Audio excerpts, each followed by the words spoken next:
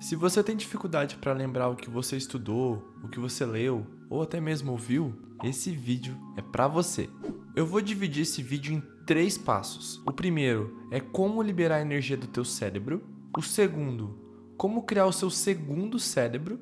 E terceiro, como estudar de forma inteligente. Se você é um ser humaninho como qualquer outro, já deve ter passado por problemas de memória. Sabe aquele desânimo que dá para ler um livro ou para fazer um curso, porque vai dar uma semana depois e você nem lembra o que você viu?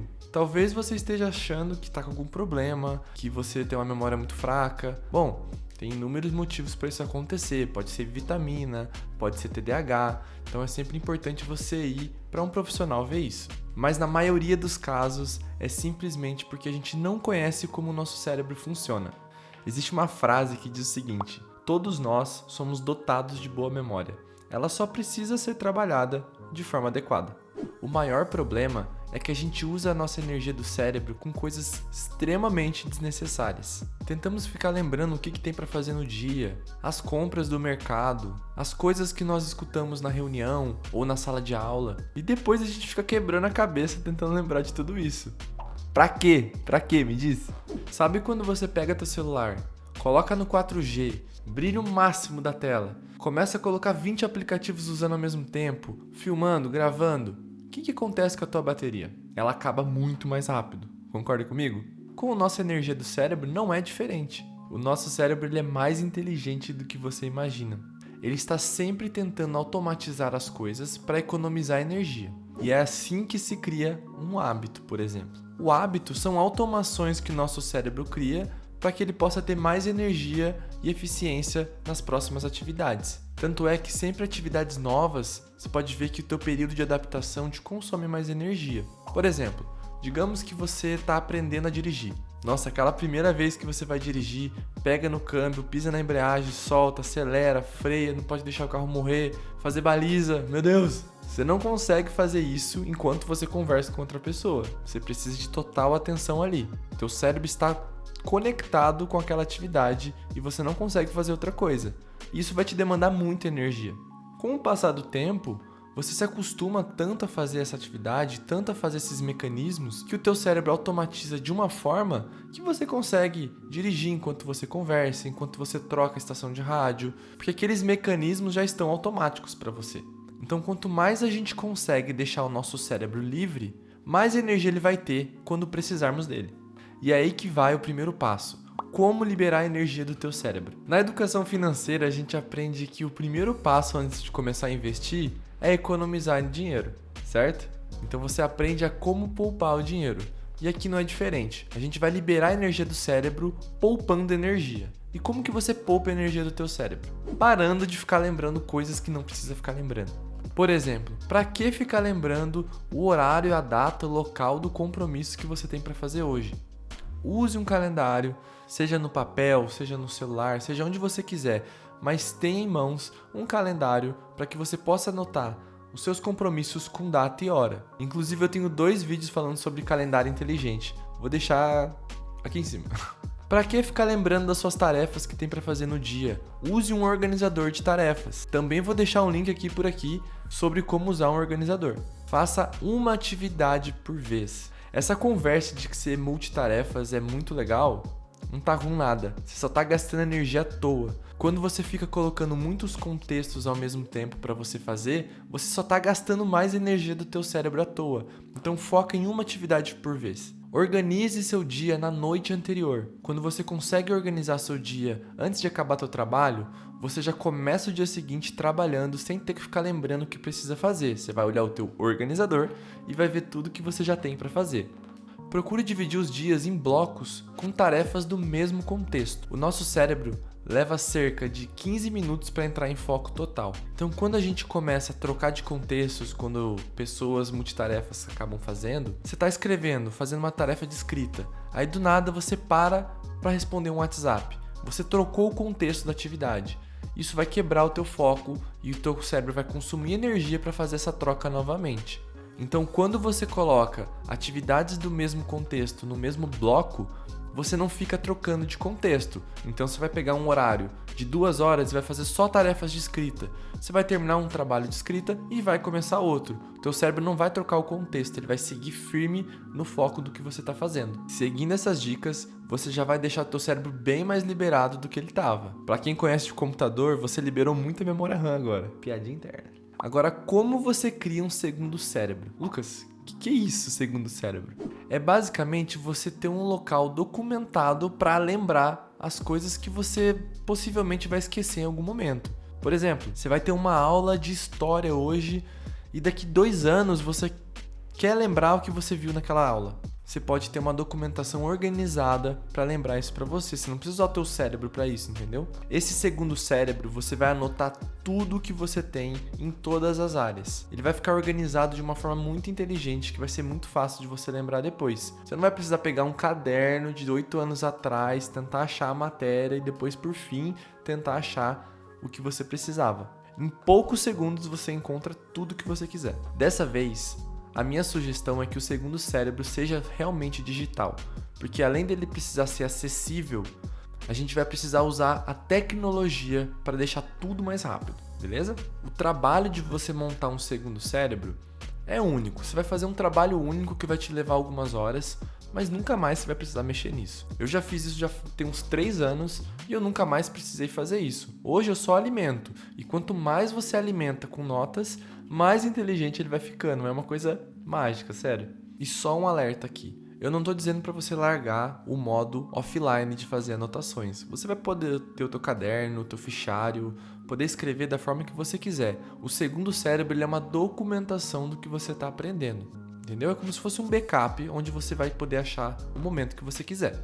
Tá bom, Lucas. Vai ser digital, mas aonde eu vou montar esse segundo cérebro? De novo, é preferencial que seja online dessa vez, porque a gente vai precisar de tecnologia de busca para que tudo seja mais rápido. Eu vou indicar 3 ferramentas aqui que eu sei que funcionam muito bem, mas se tiver alguma que eu não citei, você pode colocar nos comentários que eu vou dar uma estudada para poder falar depois. A primeira é o famoso, conhecido, querido por todos, o Notion.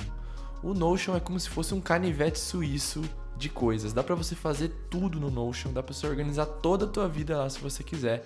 E se você quiser montar um segundo cérebro, lá é um ótimo lugar pra você fazer também. O Evernote, pra quem gosta de cadernos, ele tem um modelo muito similar a cadernos mesmo.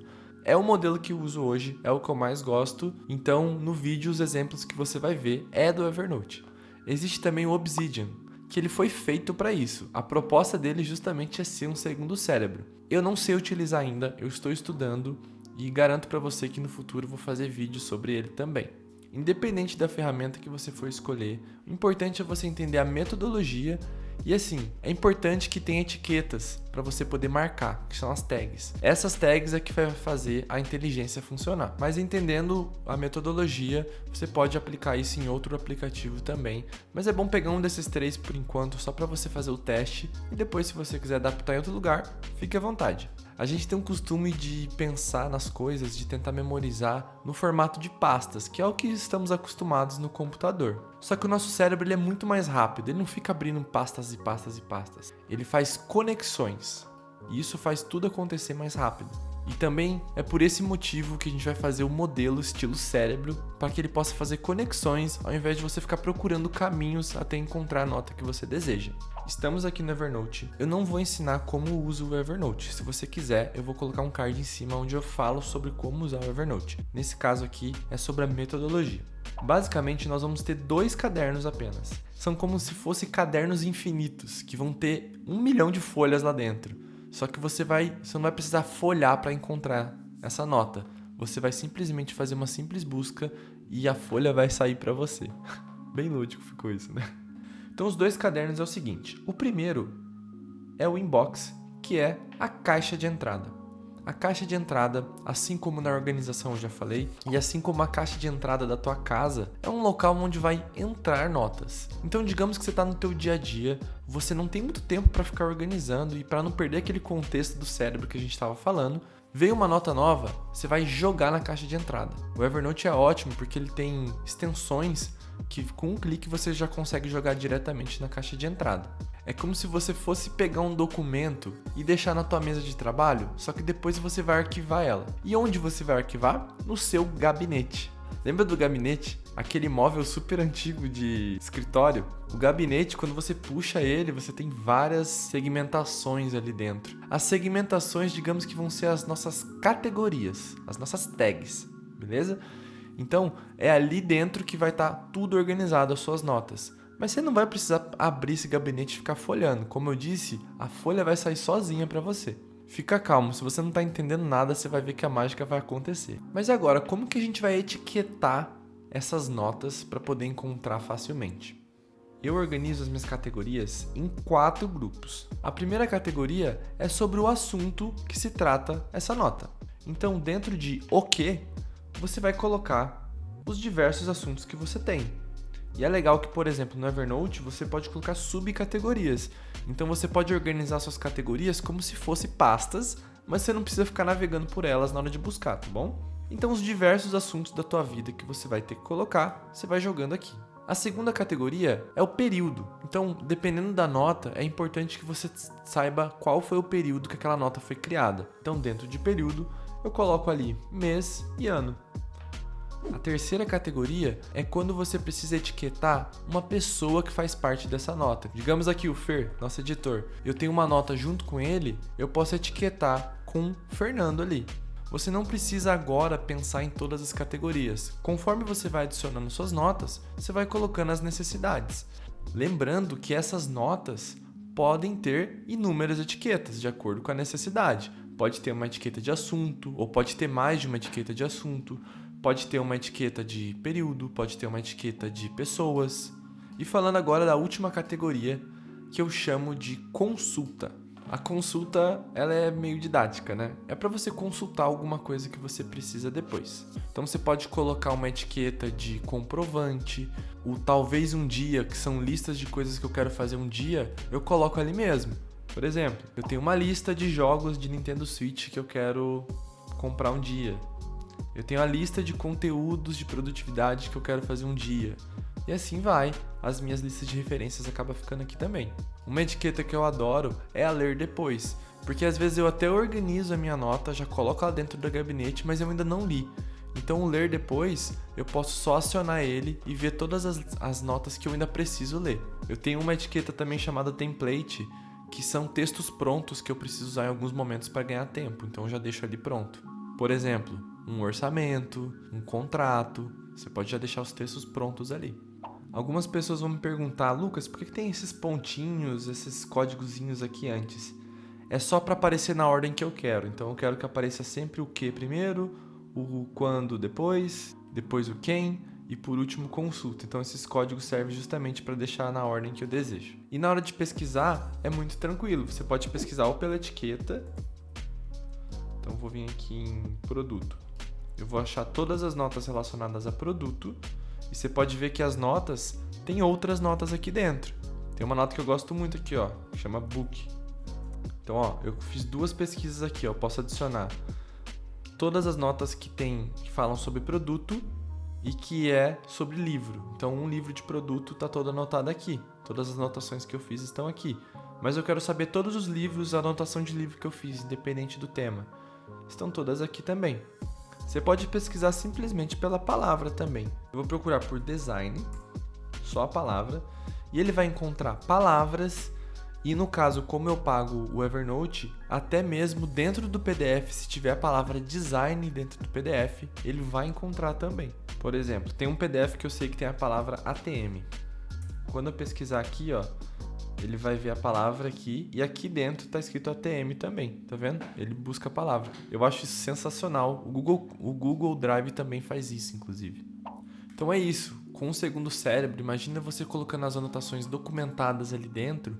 Independente de quantos anos faz que você fez isso, você consegue encontrar de uma forma muito fácil. Além do vídeo de Evernote que eu tinha falado anteriormente, tem um outro vídeo de Evernote que eu falo sobre como eu organizo os estudos ali dentro. Vou colocar aqui em cima também, caso você tenha interesse. Agora vamos para o último passo, que é como estudar de forma inteligente. Quando eu era mais novo, eu odiava estudar.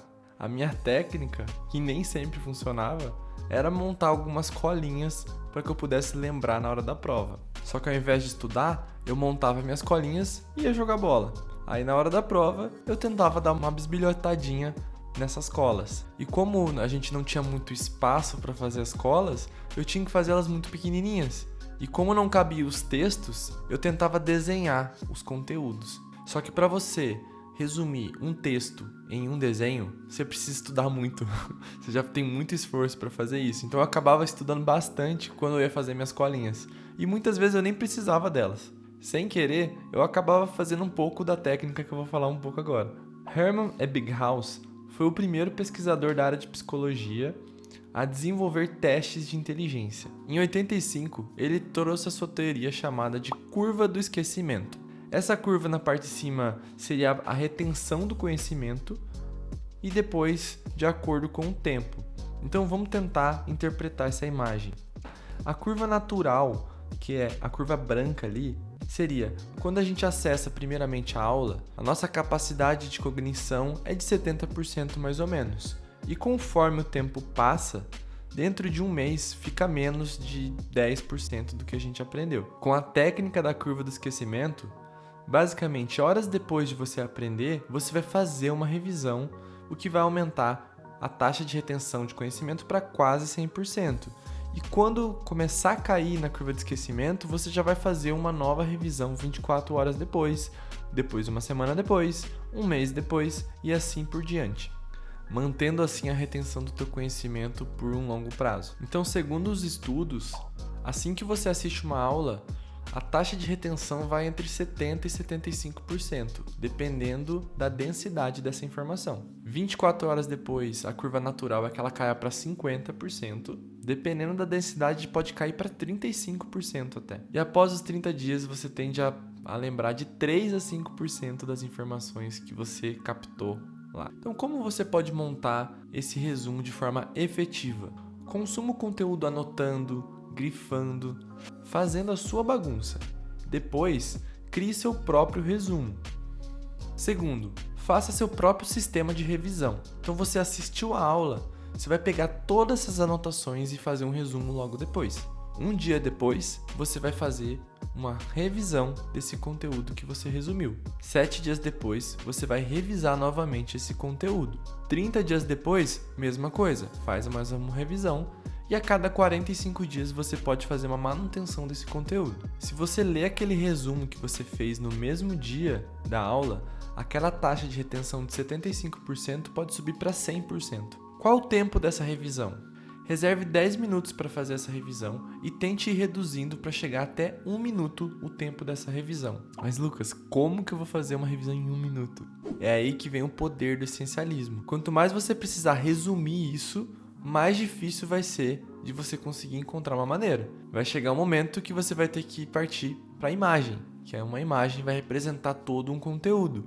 E assim você não vai ficar se preocupando mais nas palavras que você está utilizando, e sim no que está querendo dizer com aquela imagem. E por que a imagem? Um estudo na Universidade do Canadá, eles descobriram que quando você desenha para tentar lembrar alguma coisa, você aumenta o número de associações feitas pelo teu cérebro, que promove, por sua vez, uma memória mais forte ainda.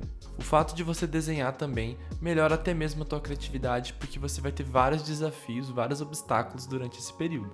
Isso acontece porque um elemento da memória é armazenado como uma sequência lógica em uma parte do cérebro, enquanto o outro elemento é armazenado em outra parte do cérebro como uma expressão criativa desse pensamento baseado no desenho.